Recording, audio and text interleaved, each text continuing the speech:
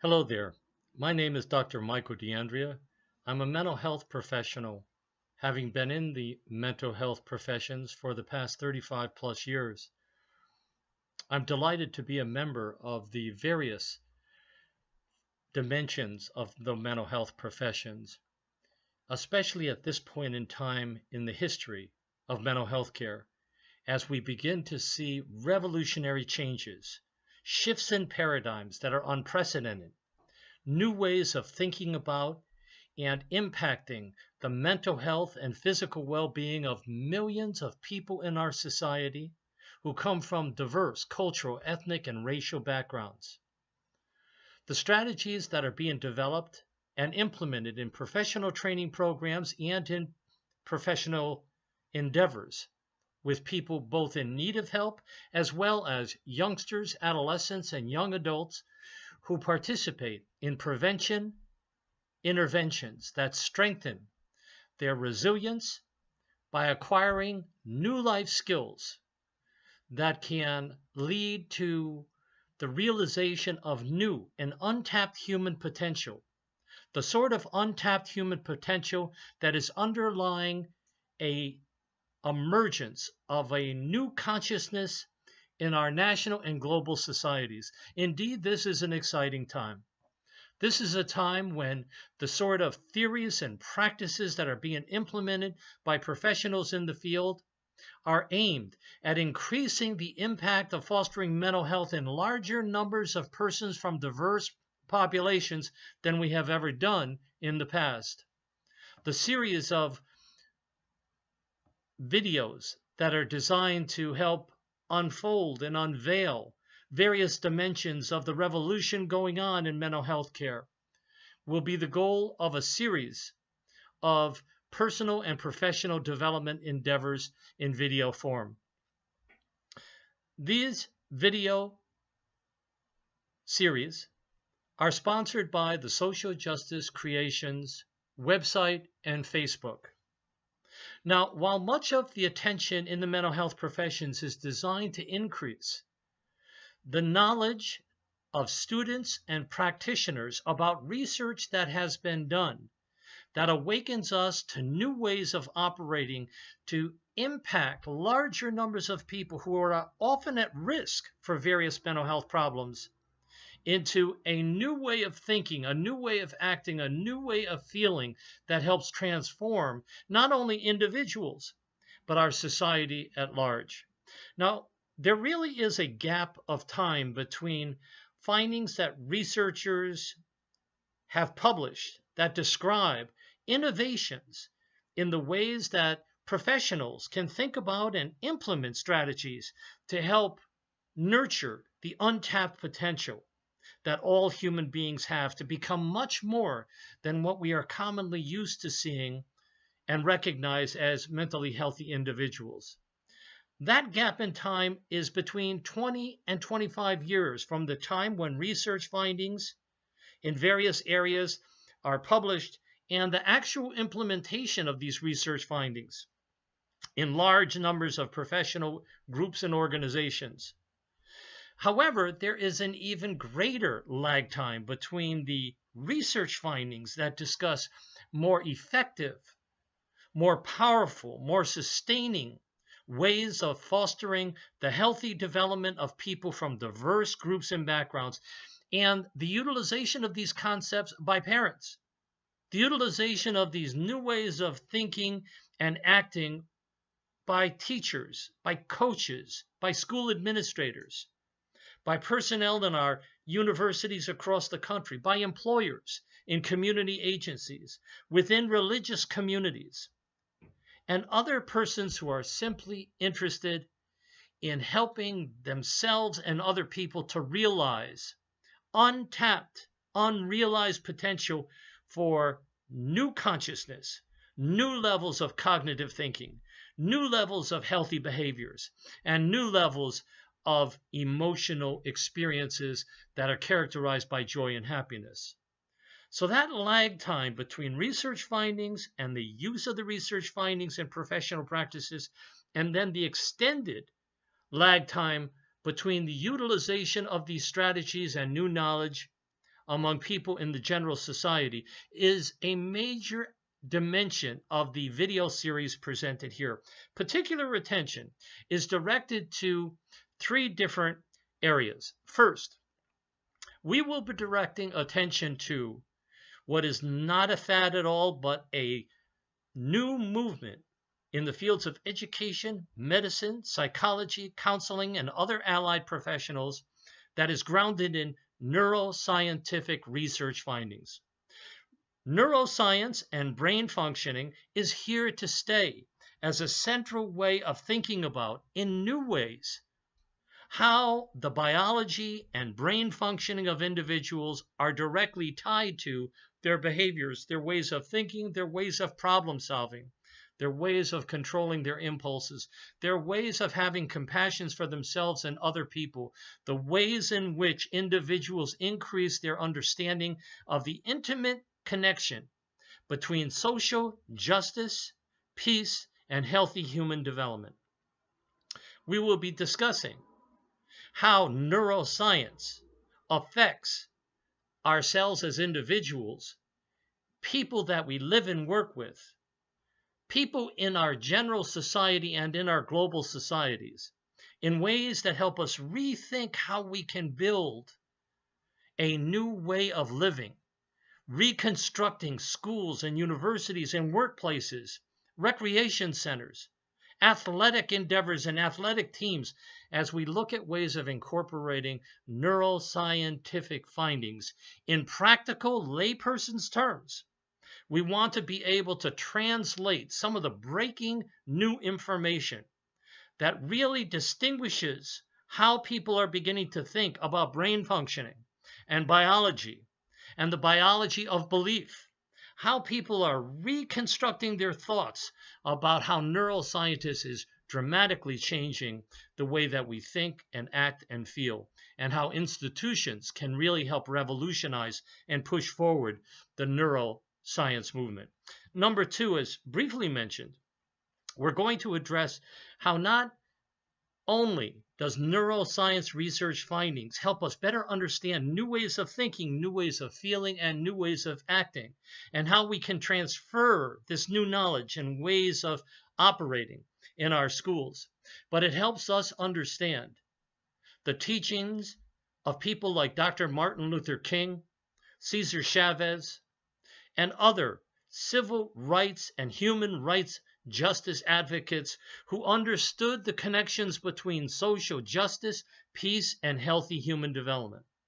So we look at neuroscience, we look at the intimate interconnections of neuroscience in terms of how social justice gets played out in our families, how social justice gets played out in our schools and universities, how we can work to increase social justice in the workplaces where we're employed, how we can foster, by working with other people, social justice at a higher systemic level in our society. We already see how the world is changing around us, and many of those changes, such as the ways in which the protectors in North Dakota are standing strong and supporting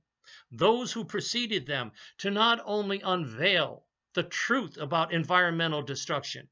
but to look at the ways in which environmental destruction in North Dakota, in our country at large, and in our global society undermines our collective mental health and spiritual development. We are going to continue to translate some of the sophisticated and hard to understand terms about neuroscience, social justice, peace, and healthy development in ways that are easy to understand and hopefully will motivate people who watch our videos to share the videos with other colleagues, with friends, with family members, with people that we work with people who are in policy making decisions as administrators in different institutions that we can influence. We hope that this is a motivating and inspirational series of videos that will not only strengthen your resolve to participate in the new consciousness that is emerging, that's grounded in neuroscientific research as well as traditional religious and spiritual beliefs, and how we can go towards the third point, which is how can we do a little bit more to take our new knowledge, our inspiration, our motivation to influence changes in our families, changes in our schools and universities and in our workplaces. We are not trying to say that people who watch these videos and learn more and feel good about what they're learning should feel that they have to do 100% more on 10 different things. No, that's not part of the social justice creations philosophy and our personal development resources made available to you free of charge. No, but we are saying, okay, what can we do in concrete behavioral terms? What actions can we take that reflect our commitment to do just 5% more on one thing during the year, that are designed to reflect our understanding of neuroscience, the connection between neuroscience, social justice, and peace, and how connecting these various dimensions of knowledge can help us make dramatic changes and rebuild our world by taking actions in various systems that we're all a part of. The first video that we will present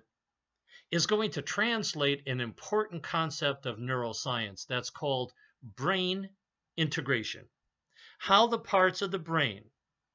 in order to demonstrate mental health, need to work together. How different parts of the brain need to flourish and be stimulated at different points across the lifespan, especially in the first 6 years of life and in the teenage years, as well as adult years, but particularly during the first 6 years of childhood and the teenage years, when a process of what we're going to refer to as pruning takes place. We'll talk about pruning in our next video, as well as looking at ways that another concept called neuroplasticity really is a hallmark of the brain development in childhood and in the adolescent years. So in the next video, we're going to talk about the importance of this notion of brain integration as it relates to mental health and point out some ways that teachers can use these ideas in their school settings, how coaches can use them in athletic team events, how members of religious communities across our country can incorporate the notions of brain integration and neuroplasticity in ways that complement traditional religious beliefs and values. And finally, in the next video, we will also provide video links of individuals who talk in a bit more sophisticated terms about issues like brain integration, what that means, as well as neuroplasticity, and how these two basic cornerstones of the neuroscience revolution in our society are so important for us to consider, not only in fostering our own mental health, but the health and well-being of family members, of friends, of colleagues, of people who we live with and work with in our neighborhoods, our communities at large, our nation, and the global society in which we're all situated. Indeed, this is an exciting time. We have begun to launch the Social Justice Creations website in September of 2015. Only in the end of August 2016 did we develop, in addition to the infrastructure of our work, called the Social Justice Creations Facebook. By the end of September to the middle of October 2016, we have had 4,000 persons visit our Facebook as well as our website. Our goal is to jump on the revolutionary potential that is being unveiled by multicultural social justice advocates, people who are learning more and more about the important value of neuroscience, and of course, how we can learn in practical terms to enhance our own mental health and the mental health of those who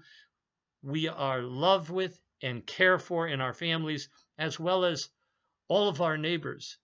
who truly are our brothers and sisters, by promoting justice and peace that complement neuroscientific findings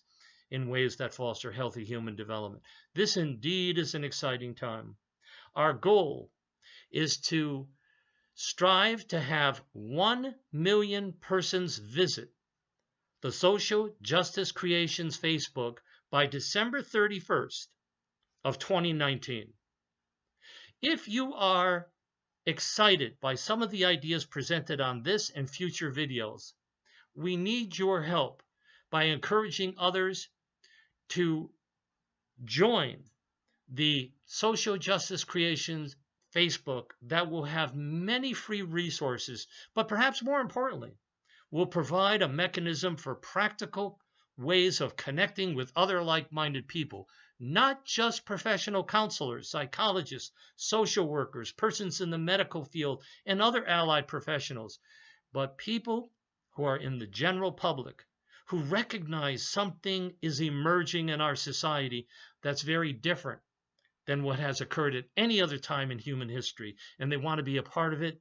in order to promote their own health and well-being, help find new ways to implement the health and well-being of people that they love and care for, that they work with, that they feel a sense of brotherhood and sisterhood with, and in doing that, fulfilling the words of Dr. Martin Luther King, who said, "We are going to have to learn how to live together, how to promote peace together, how to ensure justice together, or we are going to all find out what it means to die together in a society that represents many, many serious and unprecedented problems that we'll be talking about in future videos." Thank you very much for taking the time to listen to this first video going on. One of the distinct aspects of our videos will be linking spiritual and religious principles into the overall models we'll be talking with. As a practicing Buddhist, I always end the videos that I put together for the general public by sharing a chant that persons who are practicing Nichiren Doshonen's Buddhism that emerged in the 13th century by using the phrase in Japanese that means, "I devote my life to the mystic law of cause and effect through sound." And this chanting is a practice we do in the morning and in the evening time. I want to share it with you so you get introduced to a new way of thinking about how Buddhism affects brain functioning, underlies principles of justice and world peace, and leads us to realize new dimensions of our own mental health for people who are interested in Buddhist practices. Our chant goes like this: Nam-myoho Renge Kyo, Nam-myoho Renge Kyo, Nam-myoho Renge Kyo. It's with the principles inherent in this chant that I thank you for joining us today and invite you to continue to visit us in our future videos. Thanks again, and have a wonderful, peaceful, and healthy day and many days to follow. Thank you.